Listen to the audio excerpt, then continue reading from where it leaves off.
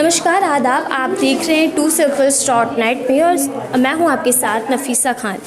संगम बिहार दिल्ली के अंदर रेप होता है, फिर हत्या कर दी जाती है। मामला तूल पकड़ा है और हम आ पहुँचे हैं उसी 21 वर्षीय लड़की के घर जहां वो सिविल डिफेंस में काम करती थी। लेकिन सवाल ये उठता है कि आखिर सिविल डिफेंस में काम करने वाली बेटियां भी जब सुरक्षित नहीं हैं तो बाकी आम लड़कियों का क्या होगा।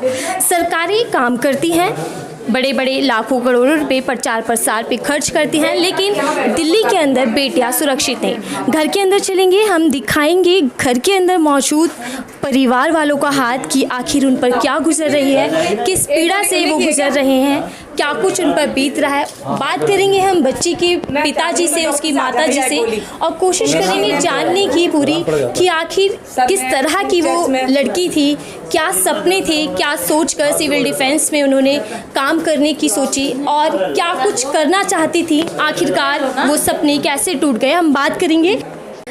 लड़की के पिता हमारे साथ हैं, उनसे जानेंगे कि उनकी बेटियां कैसी थी, क्या बनना चाहती थी, क्या कुछ करना चाहती थी। सबसे पहले तो सर हम आपको सहानुभूति देते हैं और हम आपको आश्वासन देते हैं कि आपकी आवाज़ को हम सरकार तक पहुंचाने की कोशिश करेंगे।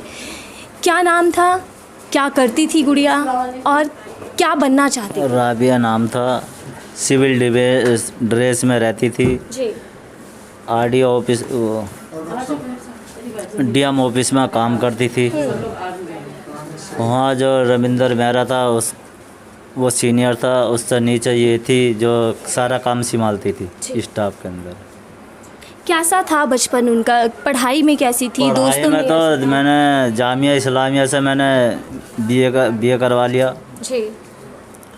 बीए करवाने के बाद में ये बोली कि मैं फार्म भर दिया इसका, इसमें नंबर आ गया। तो मैं कह रही थी कि मैं एक छोटी सी सीढ़ी पर चढ़ूँगी जब तो ऊपर तक लो पहुँचूँगी। मैं बोला चल ठीक है बेटा। मतलब बड़े बड़े सपने थे हाँ, उनके। तो वो उस तैयारी भी कर रही थी जी। और तैयारी कर रही थी नौकरी की। वो सारी जो जितनी भी कागज़ थे सब लेकर जाती थी, क्या पता नहीं कब ज़रूरत पड़ जाए। तो वो कागज़ भी लेकर जाती थी, सब कुछ लेकर जाती थी, मगर वो ख्वाब अधूरा रह गया इन कातिलों ने मिलकर। या अब सुनने में तो बहुत आ रही है क्या वो लड़की को पता था वो केस। मैं आपसे जानूंगी बचपन में किस तरीके की थी, पढ़ाई में होशियार मैं थी? तो इतनी होशियार थी कि ये सोच लो क्या मैंने यहाँ दिल्ली में तो 9th करी ने, यूपी में मैंने एडमिशन करवा दिया था। एक दिन किताब खोल कर नहीं देगी, 10वीं पास कर ली, 12वीं भी पास कर ली, एक किताब खोल कर नहीं देगी। दिमाग की तो इतनी थी, तो मैं कहता था कि बेटी तेरा तो नसीब बहुत तेज़ है। फिर फार्म भरा तो उसका मैं भी एकदम नंबर आ गया। जब उनकी खुद की ख्वाहिश थी सिविल डिफेंस में काम करने की? हाँ, बहुत। ये तो कह ना रही क्या मैं छोटी सी नौकरी करके जब भी तो मैं ऊपर जाऊँगी। बड़े बड़े ख्वाब थे। बड़ा नु कह रही थी मैं आप स्टार लगा कर 3 स्टार लगा कर हौसले लूँगी, मगर मुझे भरोसा दो, अब मुझ पर यकीन रखो। मैं अपने भाइयों को भी पढ़ाऊँगी, बहन को भी पढ़ाऊँगी और इस घर को अच्छे से मैं लेकर चलूँगी, अब टेंशन मत लो। बड़े बड़े ख्वाब दिखाती थी। जब वो आती थी जब 8 बजे 7 बजे वो आती थी तो मैं पहले आ जाता अपने घर पे। तो मैं छत पे खड़ा हो जाता था, बहुत सीना चौड़ा करके आती थी, जैसे लड़का भी नहीं चलेगा जितनी तेज़ वो चलती थी। आपको देखकर उस पे गर्व होता है? हाँ, बहुत गर्व आता था।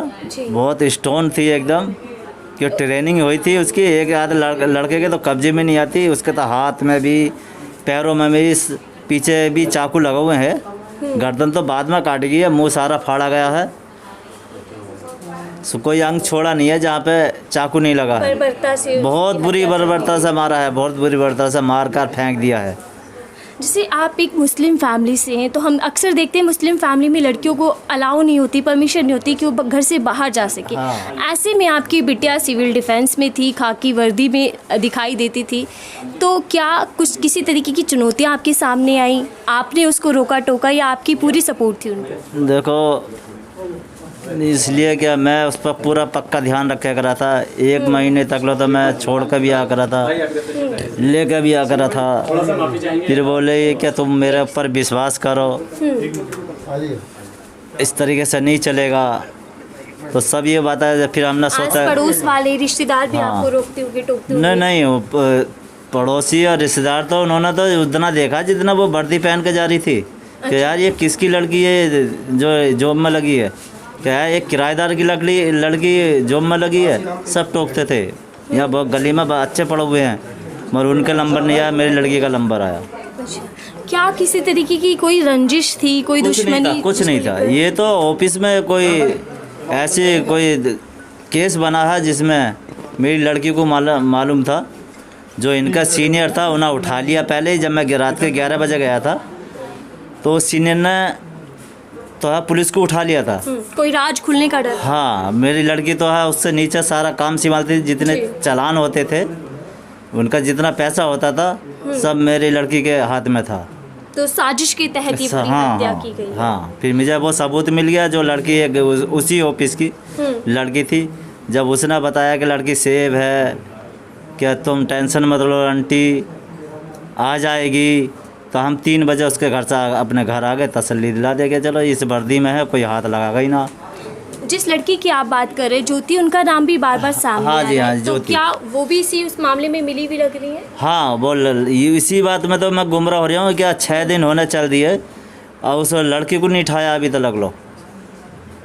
ये ठीक है। अब आपकी क्या मांग है? मेरी क्योंकि मांग देखिए ये- केंद्र सरकार भी दिल्ली में है और राज्य सरकार भी, लेकिन मेरी दोनों ही मांग यही खामोश है है।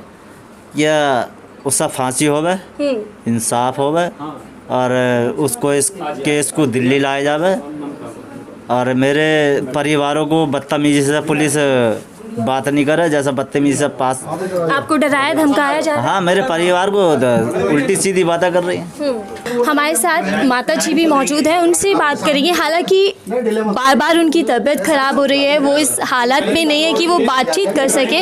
हाथ में बिटिया की तस्वीर लिए, मैं तस्वीर देखना चाहूँगी एक बारी। आप माँ की हालत आप देख सकते हैं तस्वीर में कि बहुत सपने सजाए थे।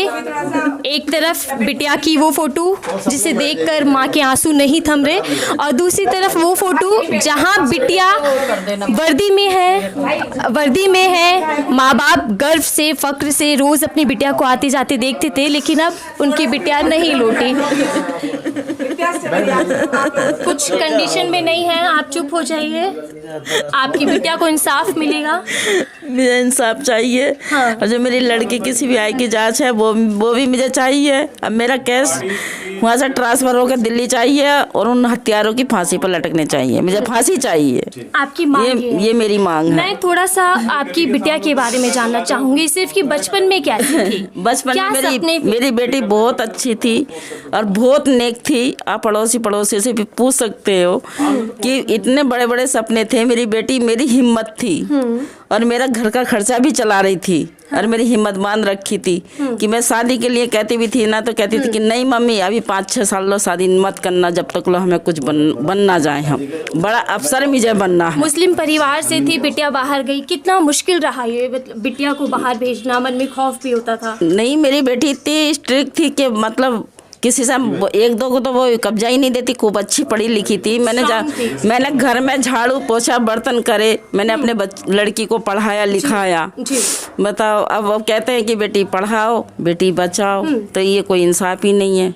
खोखले वादे। मैं तो चाहती हूँ कि जब तक जिंदा थी बेटी मेरी थी, अब पूरे देश की बेटी है और मैं ये भी चाहूँगी कि आगे को किसी बेटी के साथ में ऐसा ना हो। ठीक है। माँ बाप इस हालत में नहीं है कि बात कर सके। मामला ही ऐसा इतना गंभीर है कि कोई भी खौफज़दा हो सकता है। किस तरीके से बिटिया के साथ दुष्कर्म किया गया, फिर हत्या कर दी गई, उसके शरीर में चाकू से उस पर हमला किया गया। माँ बाप की हालत आपने देखी।